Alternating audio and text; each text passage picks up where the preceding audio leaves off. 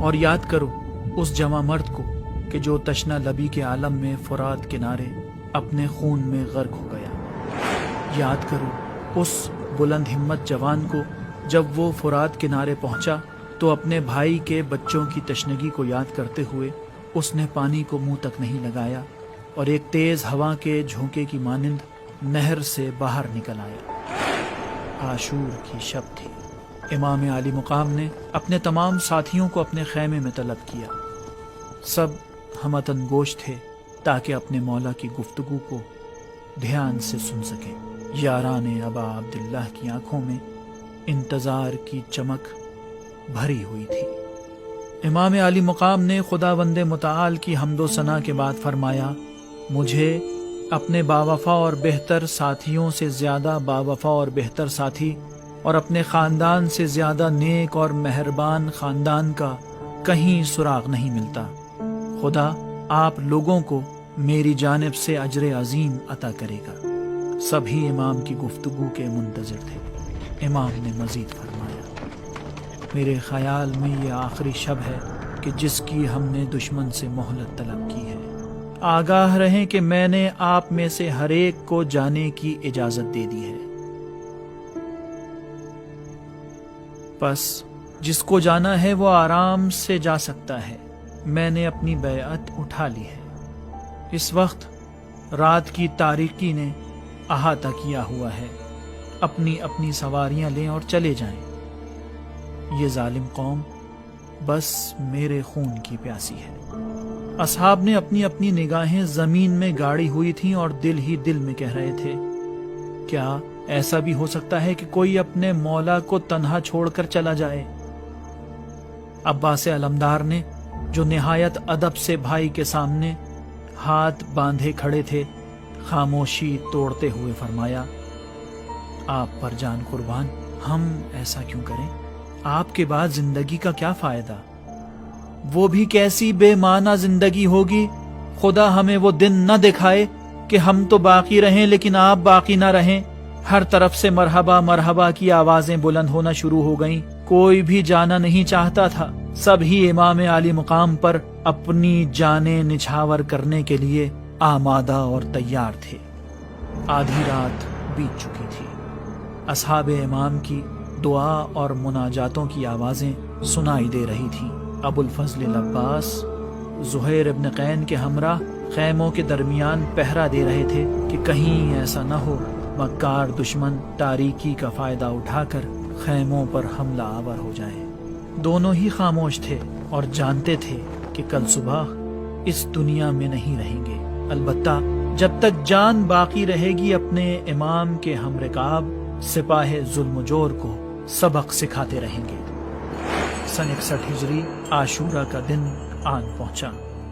سورج کی حدت نے زمین کربلا کی پیاس کی شدت بڑھا دی تھی۔ اصحاب امام ایک ایک کر کے شہید ہو چکے تھے۔ حرم میں موجود بچوں نے اپنے چچا کو دیکھا اور پیاس کی شدت سے دہائیاں دینے لگے۔ بچے بے رمق ہو چکے تھے۔ عباس علمدار نے مشق ڈھونڈنا شروع کی، شاید سوچ رہے ہوں کہ اب ان کے بعد ان بچوں کے لیے کوئی پانی لانے والا باقی نہیں رہے گا۔ جانے کے لیے آمادہ ہوئے۔ کچھ دیر تک پیاس کی شدت سے خشک ہونٹوں سے آہو نالا کرتے معصوم بے حال بچوں کو دیکھتے رہے۔ معصوم بچوں کی آنکھوں کی چمک تو گویا ذہن پر بجلیاں گرا رہی تھی۔ عباس علمدار نے چلنا شروع کیا، سواری کو ایڑ لگائی اور شریعہ فرات تک پہنچ گئے۔ علقمہ نے عباس علمدار کی میزبانی کی۔ امام عالی مقام بھی بھائی کے ہمراہ ہو لیے۔ عمر سعد کے سپاہیوں پر امام عالی مقام اور ابو الفضل العباس کو دیکھ کر دہشت طاری ہو گئی اور وہ فوری طور پر صف بندی کرنے لگے۔ عباس کے سامنے جو کوئی بھی آتا وہ اسے اپنی تلوار کا نشانہ بناتے ہوئے رجس پڑھتے۔ اس عظیم اور بزرگ خدا کی قسم، کعبہ اور زمزم کے خدا کی قسم، آج روئے زمین کے سب سے فاضل اور کریم شخص کے سامنے میرا جسم خون سے رنگین ہوگا اور یہ میرے لیے باعث فخر ہے۔ کسی میں بھی عباس کا مقابلہ کرنے کی تاب نہیں۔ لشکر اعداء ان کے مد مقابل فرار کر رہے تھے اور عباس فرات کے ساحل تک پہنچ چکے تھے۔ گھوڑے سمیت پانی میں اترے गर्मी की शिद्दत से प्यास का गलबा था। एक ठंडी हवा का झोंका चेहरे को छूता हुआ गुजर गया। पानी अब्बास अलमदार के पैरों तले थर थराने लग गया था। घोड़े से उतरे, झुके, चुल्लू में पानी लिया, चुल्लू को मुंह के नजदीक लाए। प्यास की शिद्दत थी, होंठ शिद्दते प्यास से फट चुके थे। चंद लम्हे कुछ सोचा और अपने चुल्लू को खोल दिया। ऐ पानी शर्म कर, मैं तुझे पीऊं और मेरे भाई और उनके अहले हरम प्यासे रहें? है हाथ ऐ बहते पानी, तुझे शर्म आनी चाहिए। फिर मश्क में पानी भरा और अपने घोड़े को भी पानी पीने की तरगीब दी। मश्क भर गई, फौरन घोड़े पर सवार हुए और खैमों का रुख किया। उमर साद के फौजी जो नहर किनारे अब्बास अलमदार को रोक नहीं पाए थे, उनके वापस पलटने का इंतजार करने लगे। अब्बास शरिया से बाहर निकले। फौजी आदा के 2 सिपाही दरख्त के पीछे छुपे बैठे थे। जैसे ही अब्बास अलमदार नजदीक आए, उन पर हमला किया और उनके दाएं हाथ पर शमशीर से जरबत लगाई।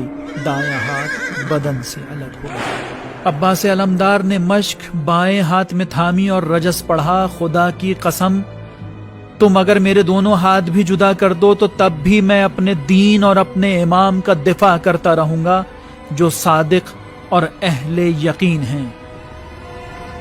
भेड़ियों ने जख्मी अब्बास को घेरे में लिया हुआ था। बदन अतहर से खून जारी था, लेकिन नेज़ा था कि रुकने का नाम ही नहीं ले रहा था। अब्बास इब्ने अली, वो हाशिमी जंगजू बहादुर, बस खैमे तक पहुंचना चाहते थे। नेज़ा चलाते जाते और बढ़ते चले जाते। नागहां एक और शकी ने, जो एक दरख्त के पीछे छुपा हुआ था, आगे बढ़कर अब्बास अलमदार के बाएं हाथ पर जरबत लगाई। बायां हाथ भी तन से जुदा हो गया। मश्क को दांतों से पकड़ा, पैरों से घोड़े को एड़ लगाई ताकि जल्द अज जल्द खयाम तक पहुंच सकें, और रजस पढ़ा, ए नफ्स, इन काफिरों से न डर और पैगंबर अकरम के सामने जो खुदा के बरगुजीदा बंदे हैं, तुझे रहमत की खुशखबरी सुनाता हूँ। इन सितमगारों ने मेरा बायां हाथ भी जुदा कर दिया। परवरदिगारा, इन्हें दोज़ख की आग की गजा बना दे। अली इब्ने अबी तालिब के फर्जंद का बहुत ज्यादा खून बह चुका था और उन पर खस्तगी और बेहाली का गलबा तारी हो चुका था। उमर साद के सिपाही उनके मरकब को आगे बढ़ने से रोक रहे थे। अब्बास जिस तरफ भी देखते, दरिंदे हमला करने को तैयार खड़े थे। नागहां एक शख्स ने चीखते हुए उन पर हमला कर दिया और आहनी गुर्ज अब्बास इब्ने अली के सर पर दे मारा। आंखों की बीनाई चली गई और अब्बास मरकब पर निढाल होकर गिर गए।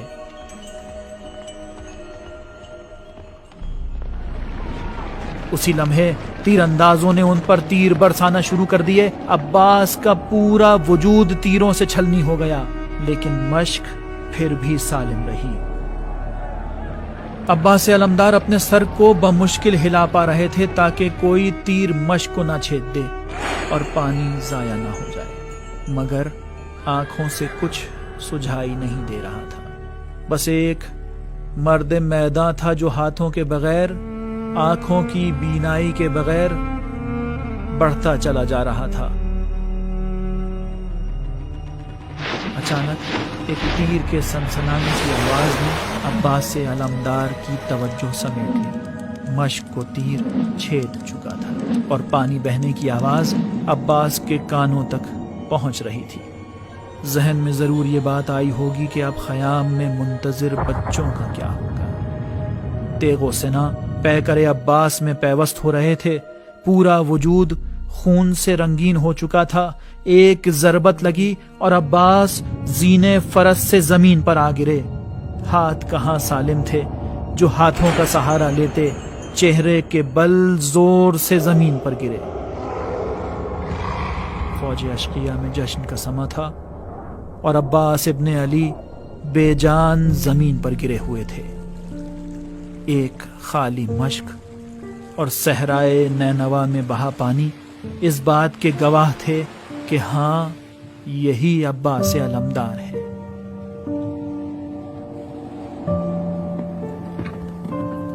इमाम आली मुकाम ने जैसे ही भाई के पैकर को देखा, आदा से लड़ते लड़ते बाली पर पहुंचे। फुरात किनारे वो मर्द अपने खून में गर्क गिरा हुआ था।